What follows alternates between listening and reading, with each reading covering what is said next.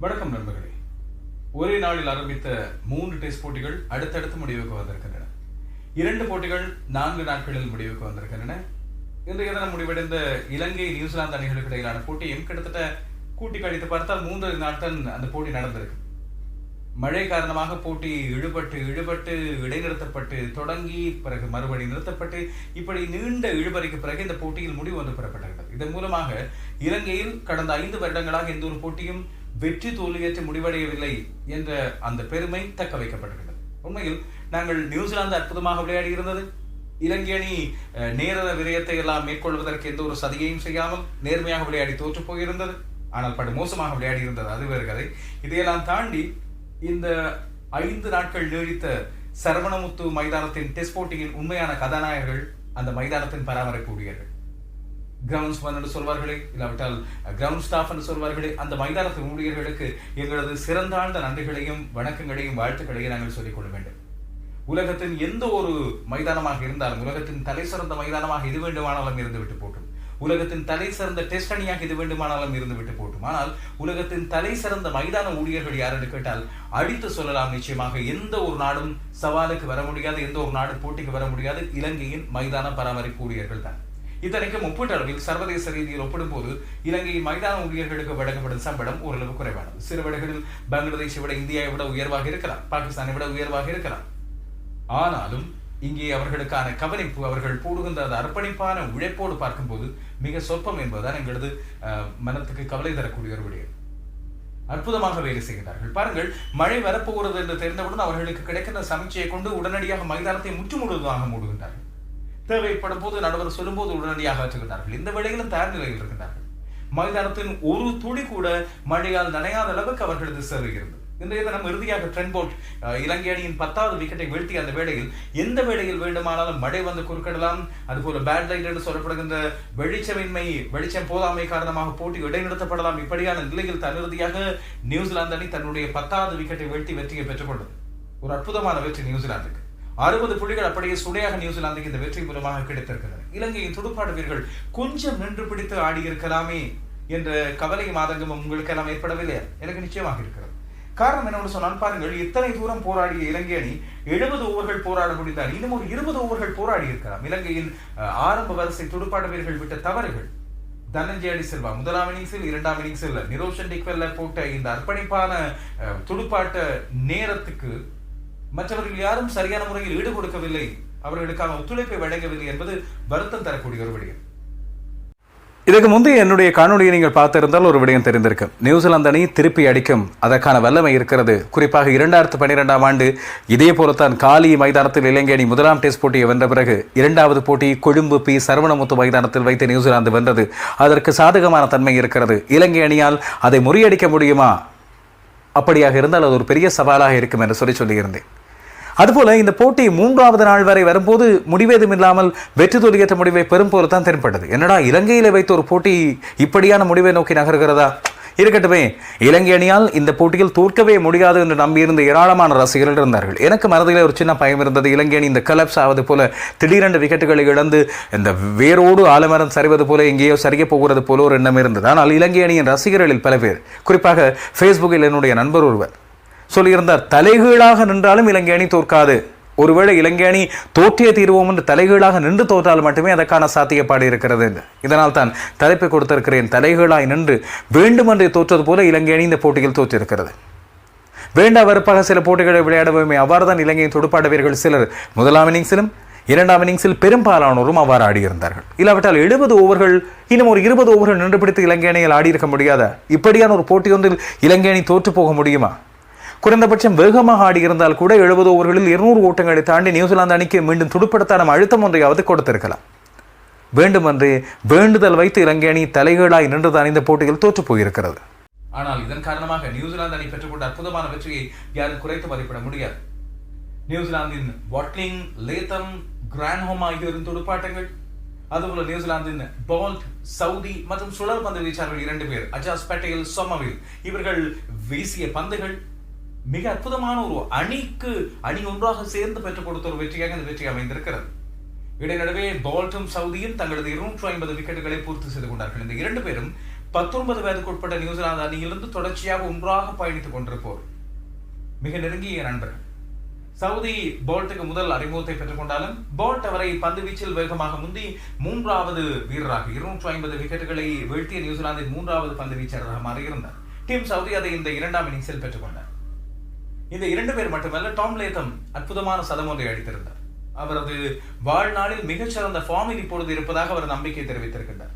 மறுபக்கம் வாட்லிங் உலகத்தில் மிக குறைத்து மதிப்பிடப்படுகின்ற ஒரு துடுப்பாட்ட வீரர், பெரிதாக அறியப்படாத, பெரிதாக பேசப்படாத ஒரு விக்கெட் காக்க துடுப்பாட்ட வீரர் தான் இவர் தான். காரணம் என்னன்னு சொன்னால், இவர் டெஸ்ட் போட்டிகளில் மட்டும்தான் ஆடி வருகின்றார்.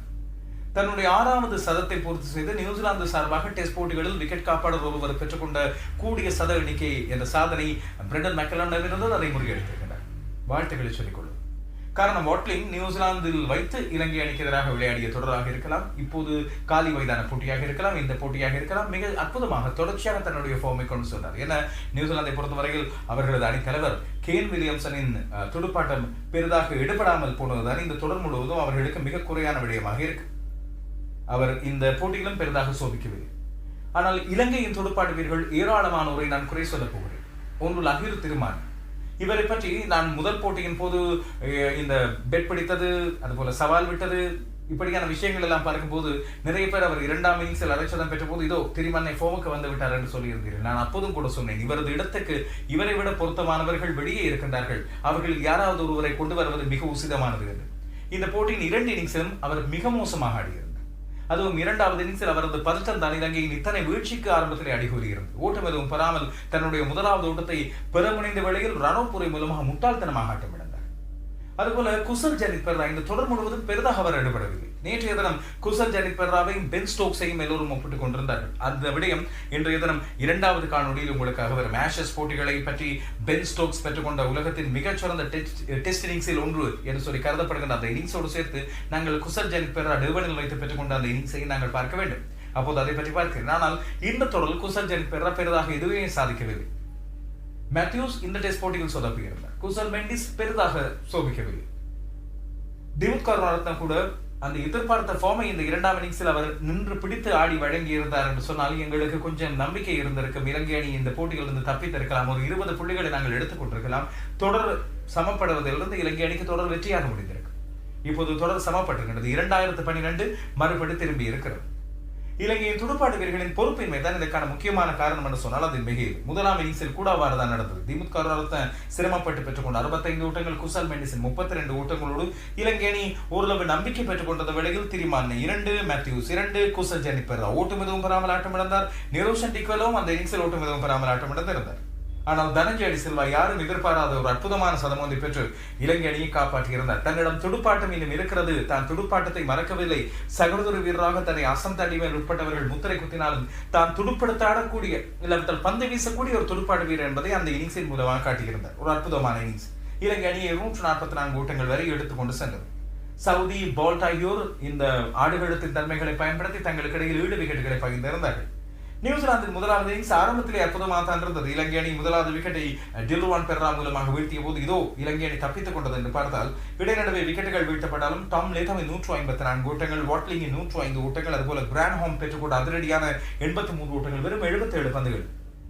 நேற்றைய நாள் போட்டியின் 4வது நாள் மாலை பொழுதை ரணகடமாக மாற்றியது கிரான்ஹாம் மற்றும் வாட்லிங் ஆகியோரின் இணைப்பாட்டம்.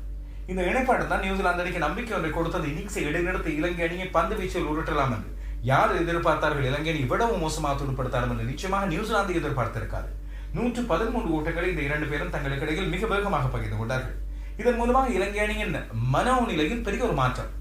என்னடா இப்படி அடித்து நொறுக்கி விட்டார்களே என்று. ஆனால் அந்த நம்பிக்கை மற்ற அணிகளைப் போல, குறிப்பாக இங்கிலாந்து அணியை போல, இங்கிலாந்து அணி 67 ஓட்டங்களுக்கு சுருண்ட பிறகு ஆஸ்திரேலிய அணியை வந்தது இல்லையா, அந்த அதிலிருந்து கற்றுக்கொண்ட உதாரணம் போல நியூசிலாந்தால் முடியும் என்று சொன்னால் ஏன் எங்களால் முடியாது என்று சொல்லி 2ஆம் இன்னிங்ஸில் இலங்கை அணி ஒரு சவாலாக எடுத்துக்கொண்டு ஆடவில்லை.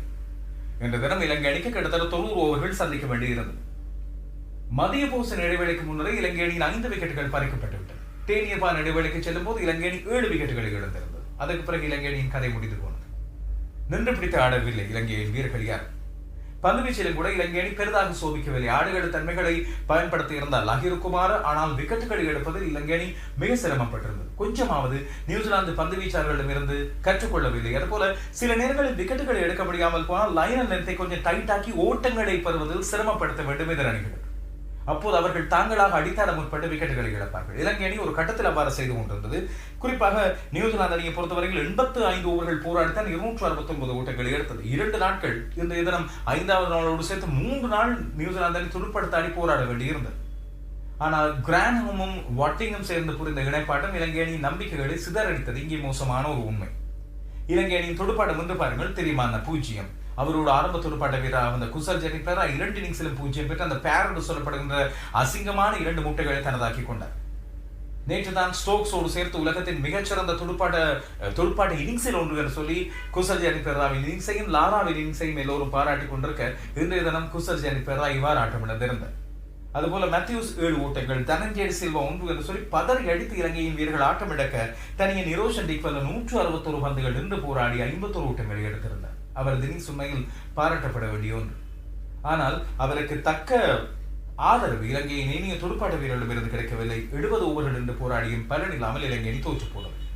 நியூசிலாந்தின் பந்து வீச்சாளர்களை பொறுத்தவரையில் 1 விக்கெட் ரன் அவுட், கிரான்ஹம் 1 விக்கெட், மற்ற 4 பேரும் தலா 2 விக்கெட்டுகளை பகிர்ந்து கொண்டார்கள். இலங்கை அணி இப்பொழுது இந்த தொடரை 1-1 இழந்ததன் காரணமாக பெற வேண்டிய முக்கியமான புள்ளிகளை இலங்கை அணி பெறாமல் விட்டிருக்கின்றது. 60 புள்ளிகளை 2 அணிகளும் தலா 60 புள்ளிகளை பெற்றிருக்கின்றன. இதையடுத்து நேற்றைய தினம் முடிவடைந்த 2 போட்டிகளை தொடர்ந்து இப்போது வேர்ல்ட் டெஸ்ட் சாம்பியன்ஷிப்பின் புள்ளிகளின் நிலை இலங்கை 60, இந்தியா 60, நியூசிலாந்து 60, இங்கிலாந்து ஆஸ்திரேலியாவும் தலா 32. இந்த தொடரில் இருந்து இலங்கை அணி காலி மைதானத்தில் பெற்றுக்கொண்ட வெற்றி அபாரமான வெற்றி என்று பாராட்டும் போது, இந்த வெற்றி தோற்றுவிட்டோம் என்று சொல்லி நாங்கள் திட்டி தீர்ப்பது கட்டாயமா தேவையான ஒன்று. வெற்றி பெறும் போது கட்டாயமாக பாராட்ட வேண்டும், தோல்வி வரும்போது குறைகளை நிச்சயமாக நாங்கள் தட்டி கேட்க வேண்டும், சொல்லி காட்ட வேண்டும். அதுதான் உண்மையான ரசிகர்களுக்கும் விமர்சகர்களுக்கும் அழகு.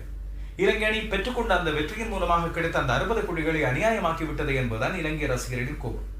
கொஞ்சம் பொறுமை காக்க வேண்டும். டெஸ்ட் போட்டிகளில் இலங்கை அணி நின்று ஆட பழகிக் கொள்ள வேண்டும். கொஞ்சம் வேகமும் கொஞ்சம் ஸ்விங்கும் பவுன்ஸும் வந்தவுடன் இலங்கை அணி துடுப்பாட்ட வீரர்கள் தடுமாறுவது அண்மை காலமாக நாங்கள் எப்பொழுதும் பார்த்து வந்திருக்கிறோம். இம்முறையும் அவ்வாறுதான் இந்த இலங்கை அணிக்கு நடந்திருக்கிறது. நிறைய பேர் சொல்லலாம், தனஞ்சய டி சில்வாவை முதலை அணியை விட்டு தூக்கி இருக்க வேண்டும். அகில தனஞ்சய் இந்த போட்டியில் விளையாடாததற்கான காரணம் என்று சொல்லலாம்.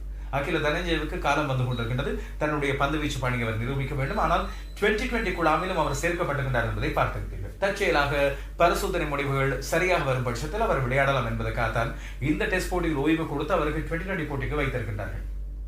லகிரு திருமான அணிக்கு பொருத்தம் இல்லாதவர், மீண்டும் அடித்துச் சொல்கிறார். எனவே அவருக்கு பதிலாக இன்னும் ஒரு வீரரை அணிக்குள்ளே கொண்டு வர வேண்டும். அது சந்திமாலாக இருந்தால் அவர் ஆரம்ப துடுப்பாட்ட வீரராக ஆடமாட்டார். எனவே ஆரம்ப துடுப்பாட்ட வரிசையில் ஒரு மாற்றம் வர வேண்டும்.